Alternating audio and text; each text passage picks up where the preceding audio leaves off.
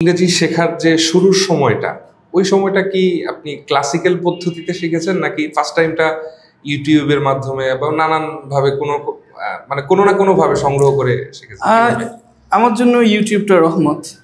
আচ্ছা, মাশাআল্লাহ। আমি ওই সময় আসলে কোনো কোচিং সেন্টারে যাব বা কি করব অত সামর্থ্যও ছিল না বা সাপোর্টও ছিল না। তো হাতে কম্পিউটার ছিল বা মোবাইল ছিল, ছুটিতে বাসায় এসে বা যখন দাওরা শেষ হয়ে গেলো তখন তো আরও বেশি সুযোগ হয়ে গেল। তো আমি মোটামুটি ইউটিউব থেকে ভালো জ্ঞান অর্জন করেছি। তবে ইংরেজি ভাষা বলাটা হচ্ছে না বললে হয় না, ইংরেজি ভাষা শেখাটা না বললে হয় না।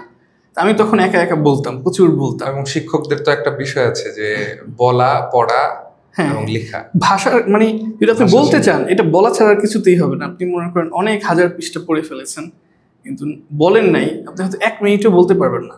1000 পৃষ্ঠার জ্ঞান আপনার কোনো কাজেই লাগবে না।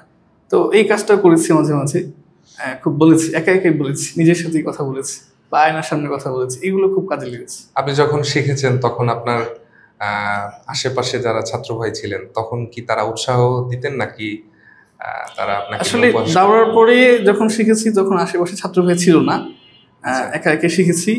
তো আমার আরেকটা ক্ষেত্র কাজে লেগেছে, আমি বিশ্ববিদ্যালয়ে ভর্তি যে অ্যাডমিশন টেস্ট আছে এটার কিছু কোচিং হয়, আমি বেশ কয়েকটা কোচিং করেছি। তো এই কোচিংয়ে যাওয়ার সময় ইংরেজির যত খুঁটিনাটি বিষয় আছে, গ্রামারের যত খুঁটিনাটি বিষয় আছে, এগুলো আমি খুব ভালো করে শিখেছি।